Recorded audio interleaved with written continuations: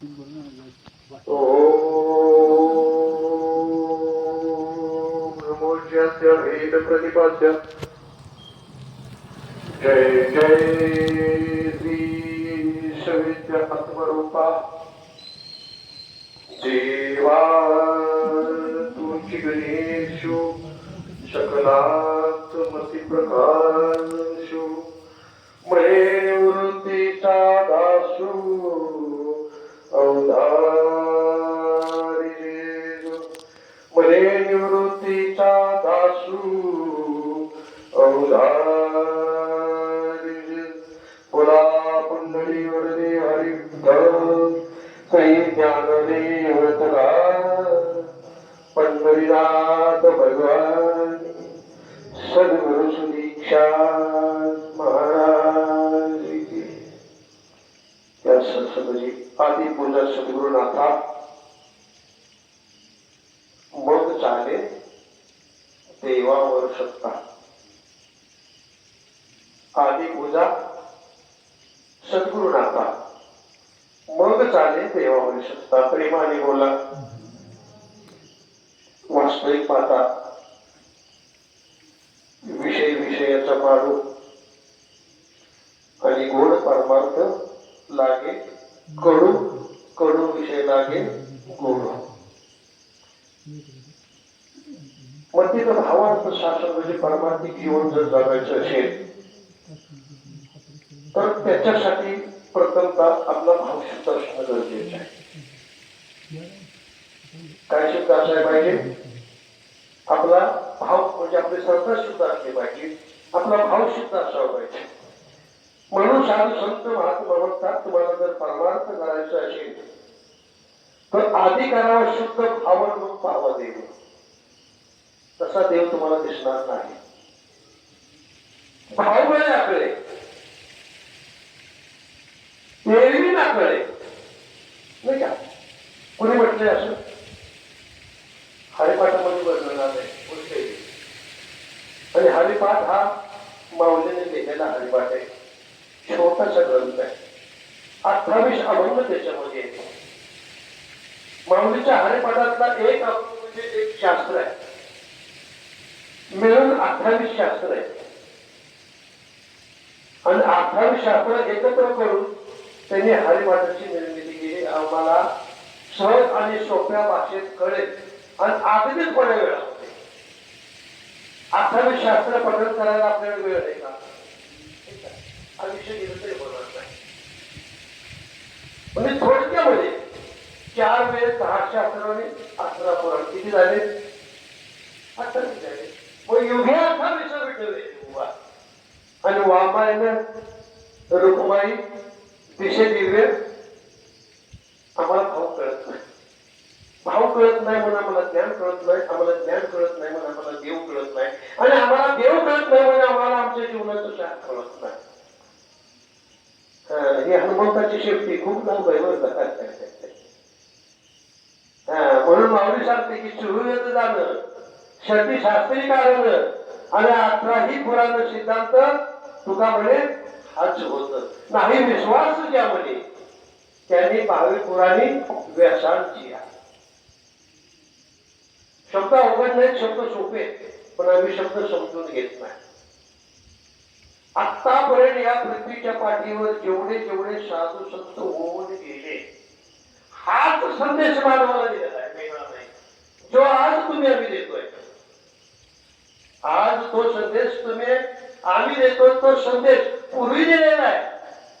तुकोबाराने दिलेला आहे, माऊली ज्ञानेश्वर महाराज दिलेला आहे, येशू ख्रिस्ताने दिलेला आहे, मोहम्मद पैगंबराने दिलेला आहे, गौतम बुद्धाने दिलेला आहे. आज आम्ही देतोय. कारण का? ते आज आमच्या आयुष्यामध्ये, आज आमच्या जीवनामध्ये नाही. लक्षात आलं का? आणि हे पुढे असंच चालत राहणार आहे.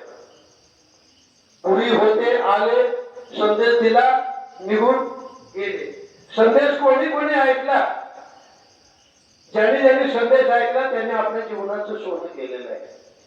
लक्षात आलं? ज्यांनी ऐकला नाही ती गेले. कुठे गेली असते ती त्यांची त्यांना सुद्धा कल्पना नाही. लक्षात आलं का? परंतु आज हा शुभ संदेश का दिला जातोय? कारण मागे झाले थोर थोर संत म्हणत मनुष्य तयाशी ज्ञान विज्ञान विचार लेचेनी सद्गुरूचे असो तयाशी मोक्ष व्हावा वाटे त्यांनी सद्गुरू करा आणि सद्गुरूंना मोक्ष पावावा हे कल्पना नागवली.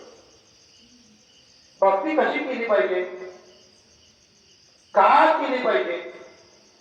भक्ती करत असताना ते अज्ञानामध्ये आपण गेलं जात पाहिजे. अज्ञानामध्ये भक्ती काही कामाची नाही. कारण अज्ञानामध्ये केलेली जी भक्ती आहे ना ती कधीही फलद्रूप होऊ शकत नाही. आणि जगामध्ये आज भक्तीच्या मार्गामध्ये एवढं अज्ञान आहे.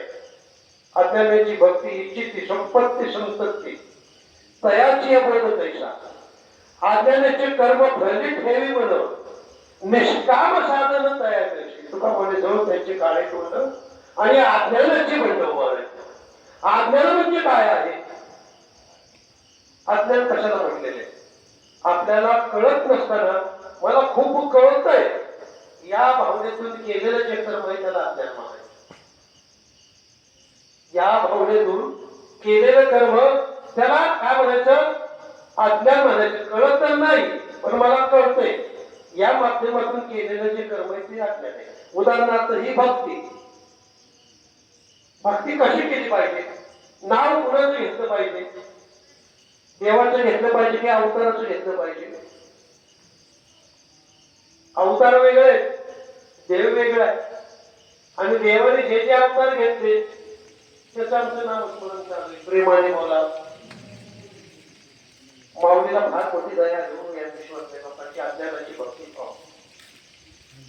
कशाला अज्ञानी लोकांची भक्ती पाहून माऊलीला फार मोठी दया आली आणि ती दया आली म्हणून सद्गुरू त्यांनी प्रार्थना केली. काय प्रार्थना केली? गुरुनं काय मागितलं? माऊली ज्ञानेश्वर महाराजांनी गुरुनं काय मागितलं? कदाचित आपल्या लक्षात येत असेल किंवा नसेल. काय मागितलं? येते का कोणाच्या लक्षात? तर तुम्हाला बोलावं लागेल. प्रेमाने बोला. काय मागावं? पसायदार माग. वास्तविक पाहता संस्कृत असणारी गीता आम्हाला चौथी दुसरी तिसरी शिकणाऱ्या माणसाला कळत नाही. मग ती प्राकृत भाषेमध्ये गेली. मराठीचीच भाषा पहिली, प्राकृत नंतर शुद्ध मराठी आहे. लक्षात आलं का? मग ती प्राकृत गेली का की लोकांना ते कळावं. परंतु प्राकृत करून सुद्धा लोक त्यांच्याकडे दुर्लक्ष करू लागले. लक्षात आलं का? शेवटी ह्या पुढचे हे जगत एकवे ना कळा म्हणून कळावा येत असे. मन शासनाची माऊली ज्ञानेश्वर महाराजांनी गुरु निवृत्ती नाथाकडे आशीर्वाद मागितला. तो आशीर्वाद कुठल्या रूपाने मागितला त्याला आपण म्हणतो पसायदा. काय म्हणतो त्याला? पसायदा. गुरुकडे मागणं जोपर्यंत तुम्ही मागत नाही, गुरुकडे मागणं मागा आणि मग तुम्ही तुमच्या कार्याला काय करा? सुरुवात करा. त्या कार्याला यश प्राप्ती होईल. माझ्या मतीचे म्हणून मी कार्य जर करीत तर कधी कार्य पूर्ण होत नाही. हे लक्षात आल्यानंतर माऊलीनं शास्त्रजी तुमच्या गुरु निवृत्ती नाथाकडे मागणं मागितलं. आजही सर्वांच्या पाठांतरात मध्ये आहे. पण त्याच्याबद्दल मतीदार्थ आम्ही कधीही संत जन्म शोधला नाही. आम्ही ते पसायदान कुठे कुठे घेतो सर्वांना ज्ञात आहे. याच गावामध्ये जायचं सप्ताहामध्ये आपण सप्ताहामध्ये एक प्रवचन सुद्धा होत गेले मागच्या 2-3 वर्षामध्ये.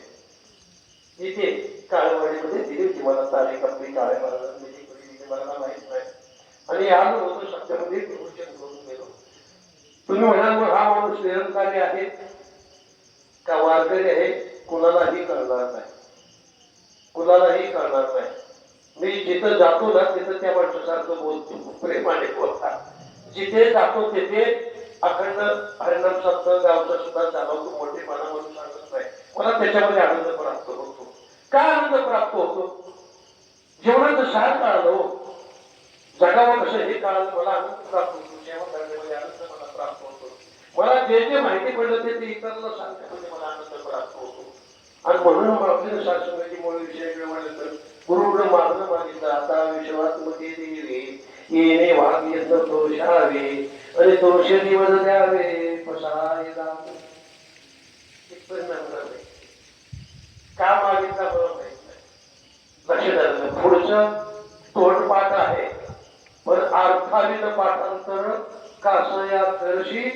आणि व्यर्थची मरावे खोकोनिया. आणि वास्तविक पाहता आमचं पसायदाराची हीच अवस्था झालेली आहे.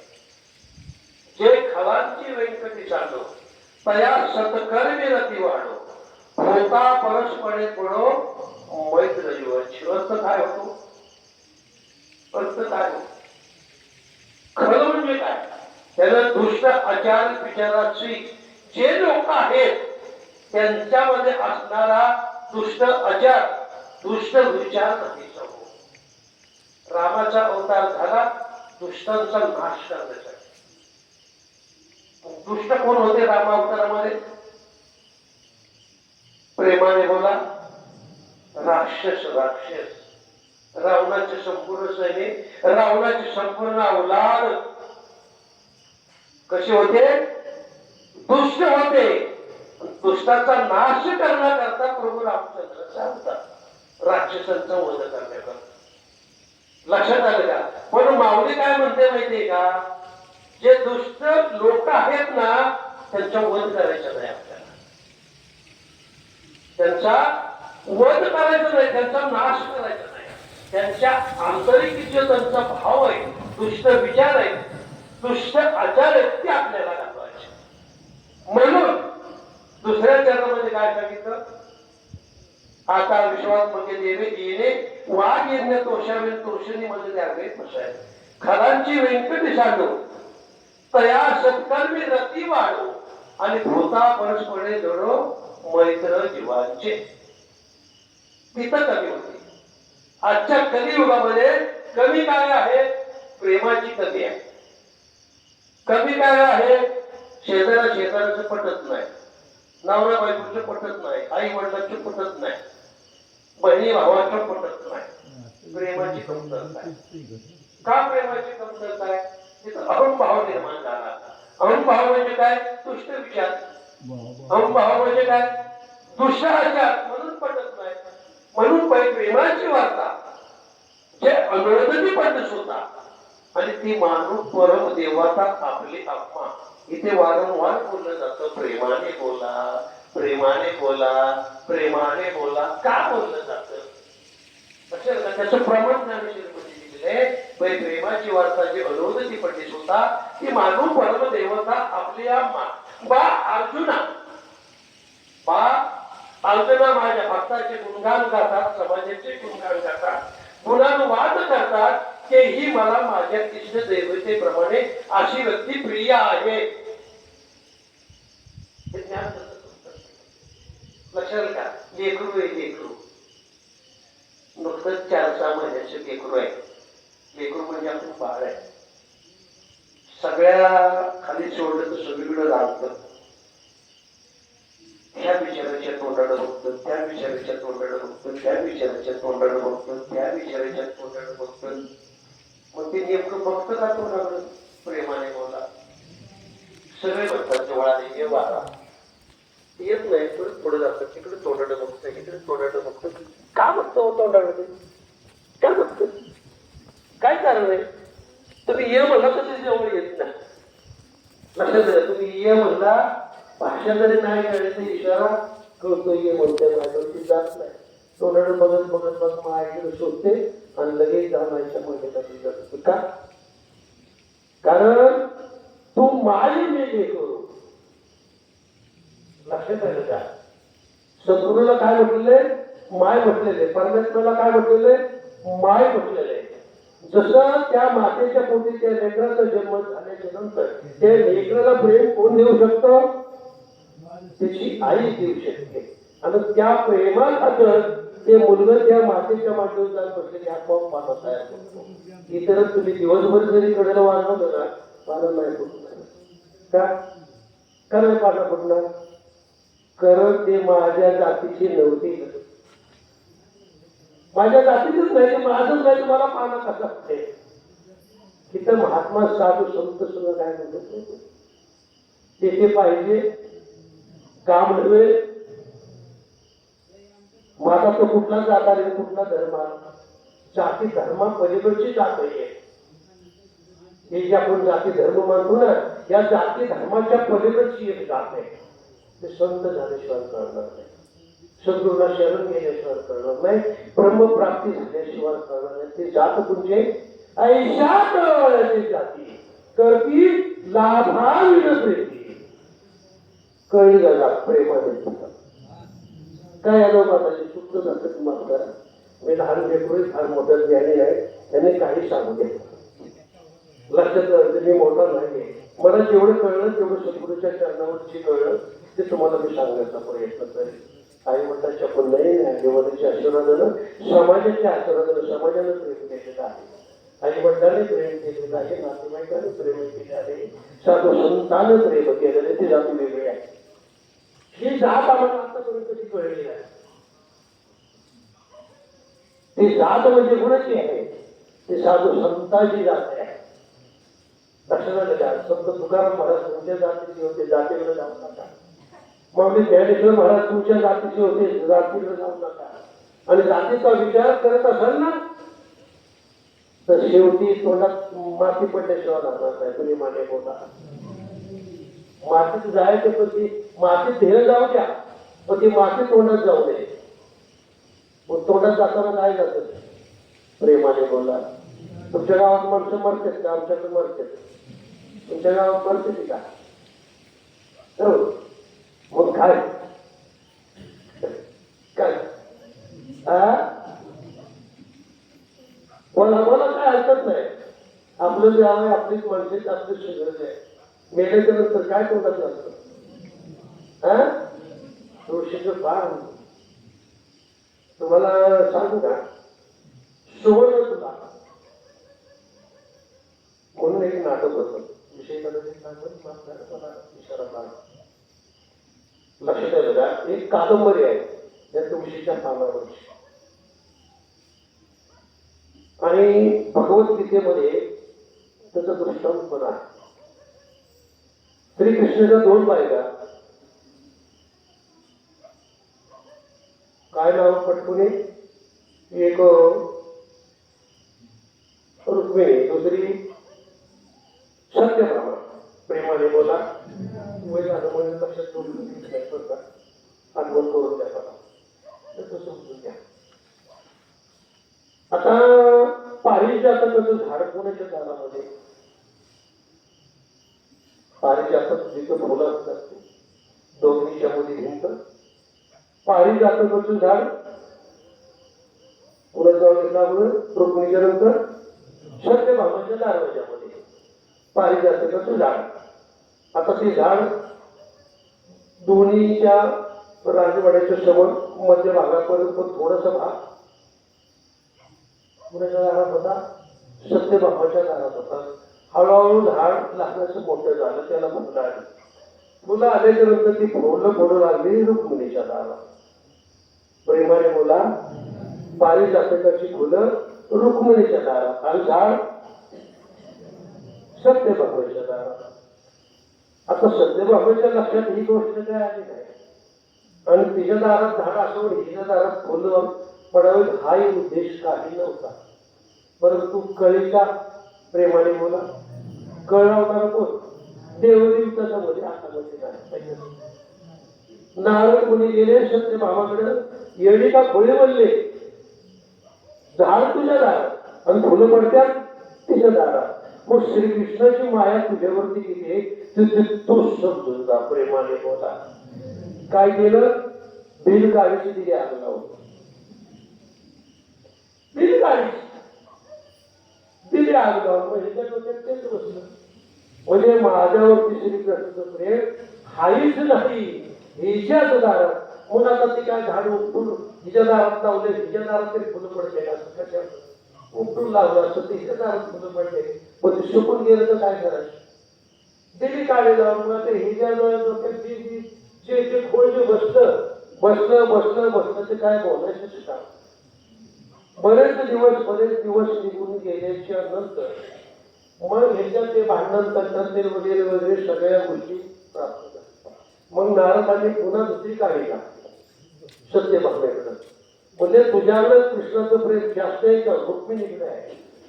हे जर बघायचं असेल, कृष्ण जर तुला हवा असेल, रुक्मिणी तिकडे राहतोय ना, हा जर तुला कृष्ण जर तुझ्याकडे हवा असेल तर तुला एक काम करावं लागेल. काय करावं लागेल?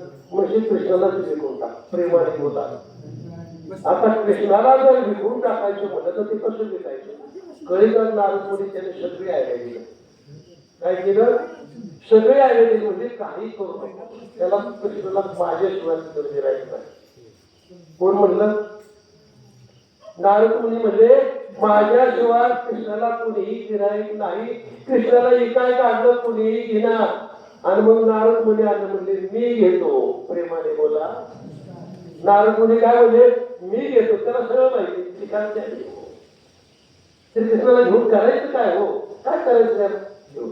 नारद मुनी म्हणजे मी घेतो. आता मी घेतो, मग कसं घेणार? लक्षात आलं का? मग ठरलं कसं घ्यायचं. घ्यायचं कसं? कृष्णाच्या वजना इतकं, कृष्णाच्या वजना इतकं जो सोनं देईल, कृष्णाच्या वजना इतकं जो सोनं देईल त्याला श्रीकृष्ण. त्याच्या वजन इतकं. आता त्याचं वजन किती आहे? ते 40 किलो. पण देवाचं वजन किती आहे? प्रेमाने बोला. तुमचं आमचं वजन करता येईल हो, देवाचं वजन करता येईल ना. कारण तो सगळ्यात मोठा म्हणल्याचं वजन सगळ्यात जास्त सुवर्ण तुला थोडक्यात सांगायचं म्हणजे ते तुळशीचं पान म्हणजे एक सुवर्ण आहे. मग आता श्रीकृष्ण एका कागड्यामध्ये, दुसऱ्या कागड्यामध्ये सोनं, सगळं सोनं राजवाड्यात काढलं. राज्यात सगळं सोनं आणलं तरी श्रीकृष्णाचं पारखं, श्रीकृष्णाचं पारखं काय होतं? खाली वर ते वर खाण्याची समजून का कारण तुम्हाला सांगण्याची गरज नाही. मग शेवटी सगळं झालं तरी श्रीकृष्णाच्या वरनं एवढं काही सोनं कुठेही प्राप्त झालेलं नाही. सगळं संपून गेलं. करायचं काय? पुन्हा नारदाकडं. म्हणजे आता काय करायचं? नारद म्हणजे सगळं सोनं संपलं. श्रीकृष्णाला घ्यायचं म्हटलं तर सोनं लक्षात आलं का? सगळं सोनं संपलं, विकत घेता येत नाही त्याला. मग शेवटी नारदानेच काय करावं म्हणले, जा रुक्मिणीला बोलवून आणा. कुणाला? रुक्मिणीला बोलवून आणा. ते जे टार्गेट टाकतील त्याच्यानंतर सोडून जाणं सगळं संपलं होतं. पण ते सांगतील तसं करा, बघू प्रयत्न करू. रुक्मिणी जवळचं सुद्धा संत जवळ सोडून आणं सगळं संपलं. रुक्मिणीने काय केले? बाहेर गेले, तुळशीचे एक पान आणलं आणि सोन्याच्या तांब्यात टाकल्याबरोबर काय झालं? ना काय तुमचे आपण सुद्धा प्रेमाने बोला. नाही नाही घेतली कवडी कवडी, नाही खर्चली कवडी कवडी, बाईने विकत घेतला श्याम. कवडी द्यावी लागली नाही, मुलीला दवडी द्यावी लागली नाही, काही द्यावं नाही. एक फक्त पान दिलं, खाली झालं. बघ म्हणजे तुझं सगळं काय केलं, पण तुला ते श्रीकृष्ण कळला नाही. श्रीकृष्ण रुक्मिणीलाच फक्त कळा, बाकीच्याला श्रीकृष्ण कुणाला कळलं नाही. नारद मुनीनं तिला काय केलं? त्याचं समज करून दाखवलं. ते उलट पालट करणार. वास्तविक पाहता श्रीकृष्णाचं स्वरूपच असं आहे. त्याला ओळखता येतं, त्याला शास्त्र जाणता येतं, त्याला सत्य जन्म पाहता येतं. चौघे पुत्र तुमचे 100 कौरव एका बाजूला आणि 5 पांडव एका बाजूला. 100 कौरवाला श्रीकृष्ण कळला नाही का? 100 कौरवाला कळलं नाही, 5 पांडवाला बी कळलं नाही. 5 पांडवातला फक्त कळाला कुणाला? अर्जुनाला फक्त श्रीकृष्ण कळाला. तेही कधी कळाला? गर्भगळीत झाला तेव्हा कळाला. ते ज्ञान त्या परिवारे परी मनी आधी आणावे आणि सर्वस्व भागावे संत आधी.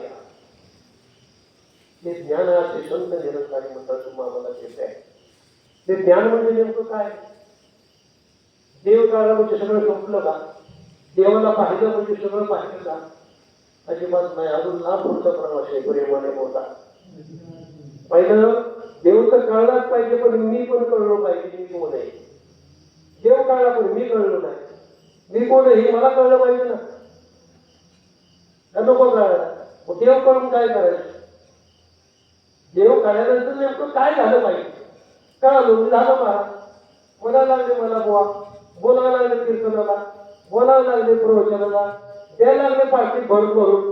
घेतलं पाकिट मी, आणि त्याला घरच्या जवळ घेऊन याच्यापेक्षा दुसरं काय माझ्या देव कळलं म्हणजे विषय संपला असं होत नाही. देव कळला म्हणजे मी कळलं पाहिजे आणि ते कळलं जातं पण त्याला सत्संग केले पाहिजे, त्याला संपूर्ण शरण गेलं पाहिजे, वेद शास्त्राचं पठण केलं पाहिजे. असाध्य ते साध्य करता साहाय्य कारण अभ्यास तुका म्हणे. अभ्यास नसेल तर संतांच्या वचनावर तुमचं सत्संग विश्वास भावेन देव न कळे संदेह गुरुविन अनुभव कैसा कळे तपेन दैवत दिव्याविन प्राप्त गुरुजीन देहित बोला सांगे. ज्ञानदेव सांगे पुस्तकांची मात्र आणि साधूच्या संगतीत तरुण पाहिजे. तरुण जायचं असेल तर संतांचा संघ हाच स्वर्ग वाचतो आणि विनमुखात काय झाले. देव काळाला म्हणजे घरी बसून चालणार नाही. आम्हाला सत्संग केला पाहिजे, आम्हाला कीर्तन श्रवण केलं पाहिजे, आम्हाला प्रवचन श्रवण केलं पाहिजे, तिथं जाऊन बसलं पाहिजे. ऊन खूप झालेलं आहे, सावलीला आम्हाला बसायचं तर झाडच बघितलं पाहिजे आणि झाडी आता सावलीला जाऊन बसलं पाहिजे तर सावलीचं सुख आम्हाला प्राप्त होईल. ते कुणी छाया सुकन पाहिजे जवळ बैशाची छाया असावी. ताण लागल्याच्या नंतर पाणी आपल्याला आलं पाहिजे की आम्ही पाण्याकडे गेलं पाहिजे. ताण लागल्याच्या नंतर आम्ही पाण्याकडे गेलं पाहिजे की पाणी आमच्याकडे आलं पाहिजे. आम्ही पाण्याकडे गेलो देखून या गेलं जरी जाईल ताण तरी का घरोघरी साठवण. भाव भक्तीचा भुकेला परमात्म्याला तुमच्या अंतःकरणाचा भाव असावा लागतो, श्रद्धा असलेला असावी लागते. मग आम्हाला देवाकडे गेलं पाहिजे की देवाने आमच्याकडे आलं पाहिजे. आम्ही देवाकडे गेलं पाहिजे की देव आमच्याकडे आला पाहिजे. मग आम्ही देवाकडे गेलं पाहिजे मग देव कोणाचे म्हणावे आधी प्रश्न आला पाहिजे. ज्या देवाकडे आम्ही जातो देव आमच्याकडे बघतही नाही, बरोबर लागत. ज्या देवाकडे आम्ही जातो ते देव आमच्याकडे काय बघत नाही. आम्ही तिथे काय मागितलं काय बोललो होतो काय म्हणतही नाही. तो खाली बघत नाही आणि तो वरही बघत नाही आणि आमचं म्हणणंही काय ऐकत नाही. कारण का आम्ही कुणाकडे गेलो, कुणाकडे गेलो, आम्ही देवाकडे नाही गेलो, देवाच्या मूर्तीकडे गेलो. प्रेमाने बोला, आम्ही देवाकडे नाही गेलो, देवाच्या प्रतिमेकडे गेलो. लक्षात येते का? विटंबना करतो याचा भाग नाही. समजून घ्या, आम्ही देवाकडे गेलो ना, देव वेगळा राहिला आणि देवाच्या प्रतिमेकडे आम्ही गेलो. जी प्रतिमा आम्ही घडवलेली आहे, जी प्रतिमा आम्ही बनवलेली आहे आणि देव म्हणून आम्ही बसवलेले आहे आणि त्याच्याकडेच परत आम्ही गेलो. लक्षात का? मडकं कोण घडवतो? कुंभार. आणि कुंभाराला कोण घडवतं? देव घडवतो. मडक्याने जे ठरवलं कुंभाराला घडवायचं तर बनवायचं तर मडकं बनवू शकत नाही. कुंभार मडकं बनवू शकतो नाही का?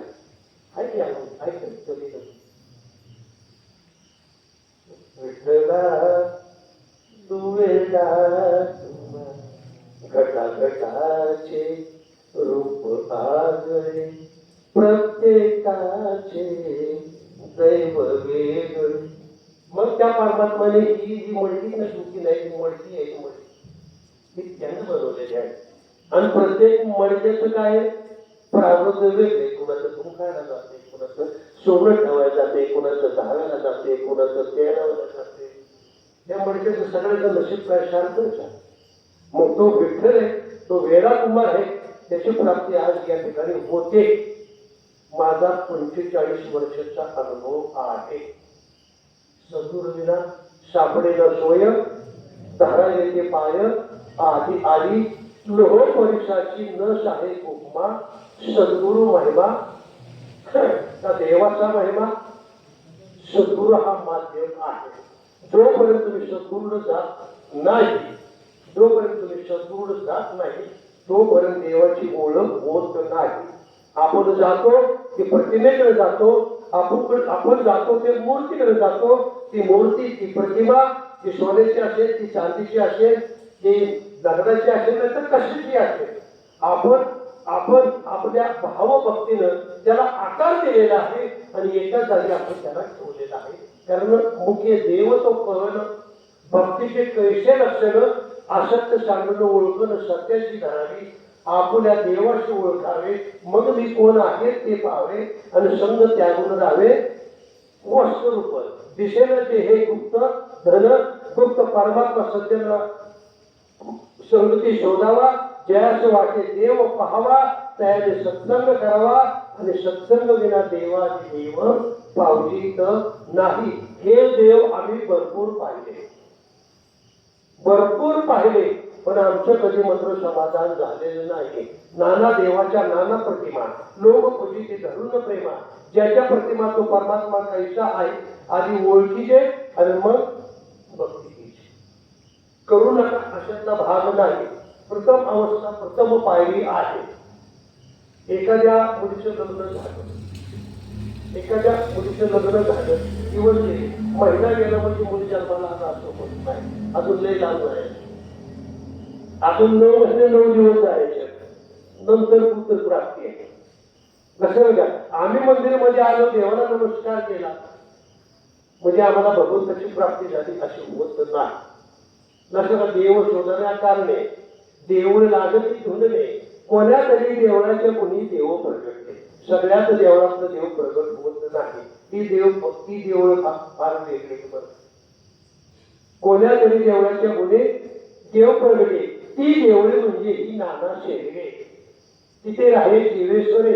अरे जेवढी शरीरे ती मंदिरं आधीच कळली पाहिजे, तीच आम्हाला कळत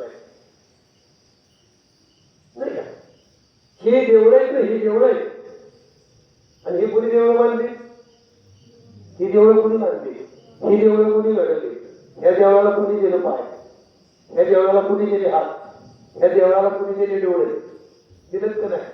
आणि त्या डोळ्यात बसून कोण बघतो? कानात बसून कोण ऐकतो? पोटात बसून अन्न कोण पोचवतो? या पायात बसून कोण चालवतो? या देवळाचा आम्ही विचार केला नाही. दुसऱ्या देवळाला पाहिजे देणगी दिल्या, ते दिल्या काय नाही. ह्या देवळाला देणगी कुणी दिली आतापर्यंत? प्रेमाने बोला. ह्या देवळाची देणगी कधी द्यायची? कोणी घडले हात पाय? या देवळाची देणगी दिली का? द्यायची का नाही? द्यायची का नाही? द्यायची का नाही? मग तर मग कधी मानता येईल का? तर म्हणजे याला कोण मालक आहे का नाही? देणार कोण आहे का नाही? याला का नाही? याला मालक नसेल तर माणूस नका. पूजा बी करू नका, नाश्ते बी करू नका, व्रत बी करू नका, उपास बी करू नका. कसं आहे, संत तुकाराम महाराज म्हणाले एके ठिकाणी सांगतात, पंडित तोची मला नित्य भजे विठ्ठला, अवघे समब्रह्म आहे, सर्वभूती विठ्ठल पाहे. सर्वभूती विठ्ठल पाहे, रीता नाही कोठे ठाव, सर्वभूती वासुदेव. तुका म्हणजे तोची दास, तया देशीला जाती दोष. हो देव कुठे? सर्वभूती आहे, सर्व ठिकाणी आहे. सर्व या जग सृष्टीमध्ये सर्वमध्ये आहे. तुमच्यामध्ये आहे, माझ्यामध्ये आहे, प्राण्यामध्ये आहे, सर्वमध्ये आहे. ज्ञानेश्वर महाराजांनी पाहिला, सर्वमध्ये पाहिला. नामदेवांनी पाहिला, कोणामध्ये पाहिला? तुम्ही म्हणताय म्हणून मला काय म्हणताय प्रेमाने. तुम्ही काय म्हणताय? शास्त्र सांगते, कीर्तन सांगते म्हणून आपण काय त्या नामदेवाचं काय म्हणत नव्हतं. एकनाथ महाराजांनी कुठं पाहिला? घागामध्ये पाहिला. निरंकारी मंडळ ते सांगते, तुम्ही माणसामध्ये तरी बघा, माणसांमध्ये तरी बघा. म्हणून माणसाने माणसाच्या पायात पडावं ना. जनावरांच्या कोण पाया पडते का? नाही पडत का?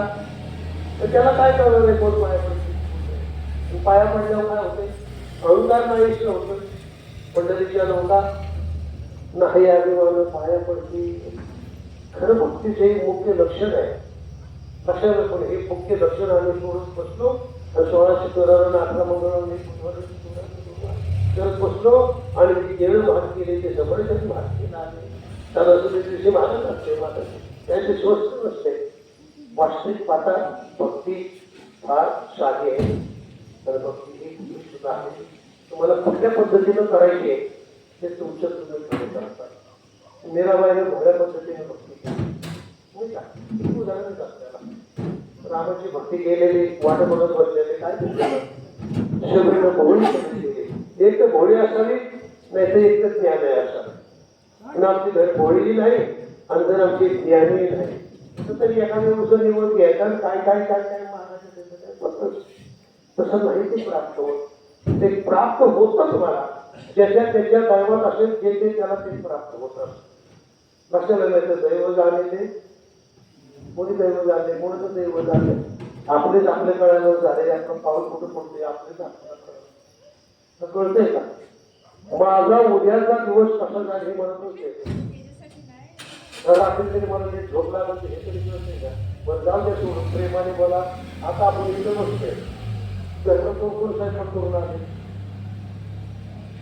जे स्वयंपाक करून आले ते समजते घरी जाऊन आपण स्वयंपाक केला नाही आपण बोलतोय आपण आता मी इथं काय माझं घर कापडा म्हणजे काय काय म्हणलं चला बापू घरी माझ्या जेवायला आता त्यांनी काय केलं काय नाही मला काय माहिती जेव्हा माझ्या ताटासमोर येईल जेव्हा घास पडेल तेव्हा मला कळणार आहे म्हणजे मी थोड्या वेळाने काय जेवणार आहे ही माझीच मला माहिती माझीच मला कळत नाही किती काय हे माझीच मला कळणार नाही तर पुढचं आयुष्य सुद्धा जन्म कसं करणार आहे कसं करणार आहे मग तुम्हाला वाटत असेल राहतेच आयुष्य आपलं सुखा समाधान जावं असं जर वाटत असेल तर तुका म्हणे एक करा गुरुचरण धुळधरा तुझे 84चा फेरा सुटे प्राण कुठला पुढचं आयुष्य तुम्हाला कुठलं पाहिजे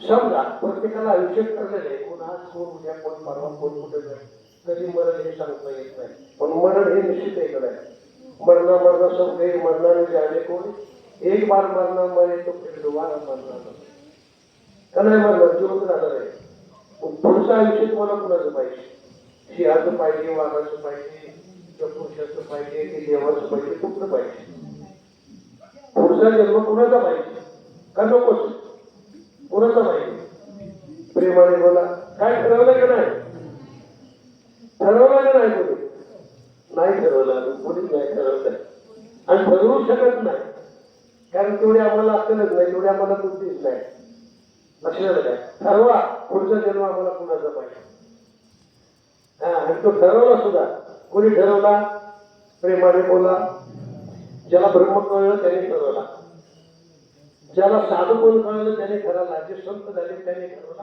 पुढचा जन्म मला कोणाचा हवा आहे म्हणून प्रेमाने येते का लक्षात आधी परत कीर्तन प्रवचन काय ऐकते का नाही काय वाचन वचन केलं की नाही काय तुम्हाला बोला नाही बोलणार तुमच्या लक्षात आहे पण मलाही माहिती बापूच्या पुढे तुम्ही बोलणार नाही त्यामुळे तुमच्याही लक्षात वेळ वाटतो तो का म्हणे गर्भवासी सुखे घालावे कोणाचा जन्म मागितला न फलमुक्त्याची संपदा संत संग नाही सदा तुका म्हणे गर्भवासी सुखे घालावे अम्माची त्यांनी जन्म मागितला तुम्ही कोणता जन्म मागला कोणता जन्म मागताय मला देव याला आलेला आहे देव देणार आहे तुम्हाला कोणता जन्म पाहिजे काका बेटाच्या घरी पाहिजे संतांच्या घरी पाहिजे तुका म्हणे गर्भवासी सुखे घालावे आम्हाला धन नको आम्हाला मुक्ती नको आम्हाला मद नको संत सुंदरी सदा म्हणजे गर्भवास मागितला म्हणजे मानवाचा जन्म मागितला का मागावा मनुष्याचा जन्म त्यांनी का मागवला त्याला एक कारण आहे मला मोक्ष नको मला मुक्ती नको मला मानवाचा जन्म दे एवढ्यासाठी येणे की जे मी मनोवत आहे येणेशी आपणाशी उदरावे नाही तरी जोडावे नरक घेतले माणसाचा जन्म मागितला माणूस कशाने मागितला त्याचं कर्ज बुडवलं आणि ते कर्ज वसूल करण्यासाठी नाही बुडवलं म्हणजे मला काय माहित आहे तुकाराम महाराज खूप श्रीमंत होते आणि व्याजाचे पैसे वाचले परमार्थ खाण्यानंतर ती व्याजाचे पैसे कोणाला मागायला केले नाही मुद्दलही नको आम्हाला व्याज नको आम्हाला मग ती मुद्दल आणि व्याज वसूल करण्यासाठी माणसाला मागितला का नाही मागितला एवढ्यासाठी मागितला फार आनंद म्हणतो ते जीवनामध्ये सांगण्याचं तात्पर्य हा सत्संग आहे सत्संग असा नाही फार नारद मुनी ऋषी मुनी होते तेव्हापासूनचा हा सत्संग आहे आजचा सत्संग नाही तर या अधिक काय आपलं जास्त वेळ गेला नाही गेले आपलं काम केलेलं असणार मला माहिती लक्षात या ठिकाणी अनेक कार्यक्रम होत असतील प्रत्येक कार्यक्रमामध्ये प्रत्येकाने भाग घ्यायचा आहे जितकं ह्याकडून आपल्याला सेवा करता येईल मानवतेची सेवा करता येईल तुम्ही करा केवळ साधू संतांची करावी असं जनसामान्याची केली तरी चालते. तुझे कारणी देह माझा उपैशी नको गुणवंता अनंता रघुन नायका मागणे तुम्हाला प्रगत म्हणून त्या भगवंताला जाणायचं असेल तर त्या आत्म्याचं जर कल्याण करून सात्संगती घ्यायचं असेल तर तुका म्हणे एवढं एकच काम करा, संपूर्ण शरद जावा आणि ब्रह्मप्राप्ती करून घे. देवाला जाणा, देवाला ओळखा. जो विश्वाचा चालक आहे, जो विश्वाचा मालक आहे, तोच तुमच्या माझ्या सात्संगती शरीरामध्ये, त्याला आपण आत्मा म्हणतो. आणि याच परमात्म्याचा अंश म्हणजे आहे जीव आहे. या पंचतत्वाच्या देहामध्ये या जीवाचं आणि त्या आत्म्याचं वास्तव्य आहे. तर त्याला जाणून घेण्याचा प्रयत्न केला. वेळोवेळी सत्संग करा, कीर्तन ऐका, भजन करा, प्रवचन करा. जे काय तुम्हाला पारमार्थिक जीवन जेवढं करता येईल तेवढं करा. आणि त्या परमात्म्याला जाणण्याची केवळ म्हणजे केवळ एक मनुष्य फक्त त्याला जाणू शकतो.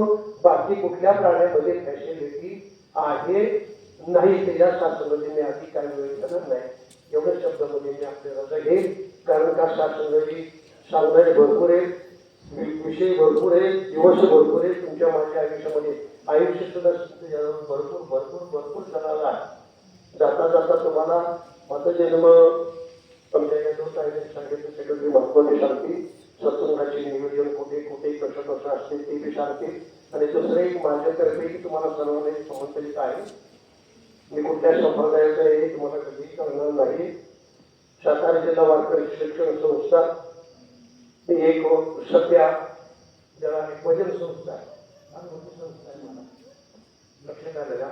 तर प्रत्येक तालुक्यामध्ये जेवढी भजनी मंडळ आहेत, प्रत्येक तालुक्यामध्ये जेवढी भजनी मंडळ आहे त्यांना एकत्र आणण्याचा त्यांचा प्रयास आणि प्रयत्न आहे. प्रत्येक तालुक्यामधून आमची काल परवा दिवसापूर्वी मिटिंग झालेली आहे.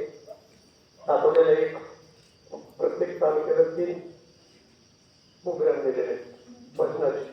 भजन महोत्सव म्हणून भजन महोत्सव पलटण तालुक्यात, तुमच्या खटाव तालुक्याचं मला काही माहित नाही.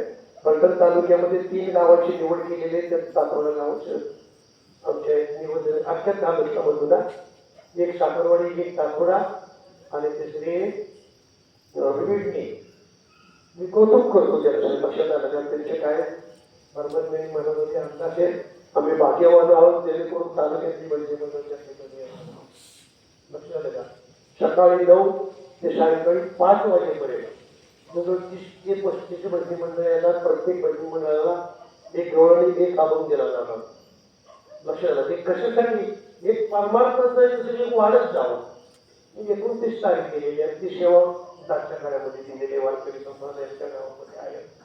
ती सेवा पूर्ण तुम्ही त्याच्यामध्ये काय करायचं, तुम्ही बरोबर सगळं करायचं. रात्री मिटिंग झाली असतं भजनी मंडळाची वगैरे कशा पद्धतीने आम्ही सरपंच वगैरे बोलवले, त्यांचे सगळे आम्ही घेतले, त्यांनी सहकार्य केले.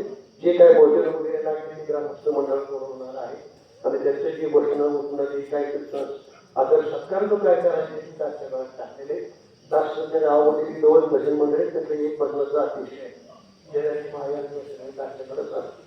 कुठे घ्यायचं जायचं म्हणलं तर ते दासचा विचार केला जातो. खूप आनंद मिळतो. आनंद घेता येतो आपल्याला. लक्षात आलं का. तर पुढच्या येणाऱ्या 29 तारखेला जमलं तर या सकाळी 9 ते संध्याकाळी 5 वाजेपर्यंत फार मोठा असा कार्यक्रम आहे. लक्षात आलं का. शिकायला मिळते सर्व काही भरपूर. आमच्या अगोदर 29 आमच्या अगोदर साखरवाडीचा प्रोग्राम आहे. आमचे सरपंच उपसरपंच गावाचे प्रत्येक मंडळ आणि आमच्या बदलातले काही 4-2 लोक आहेत ती आणि त्या ठिकाणी एक जजमेंट कसं असते दुसऱ्या माझ्या आठवड्याचे त्या ठिकाणी त्यांनी हे केलेले. तर तुम्हाला निमंत्रण आहे माझ्यातर्फे किंवा आमच्या भजनी मंडळातर्फे निरंकारी मंडळातर्फे नाही, जे बदलातले लोक असतील त्यांच्यासाठी माझं ते निमंत्रण आहे.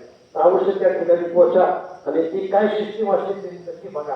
कारण का झाले काय माहिती का, भक्तीचा बाजार म्हटलेला आहे माझा.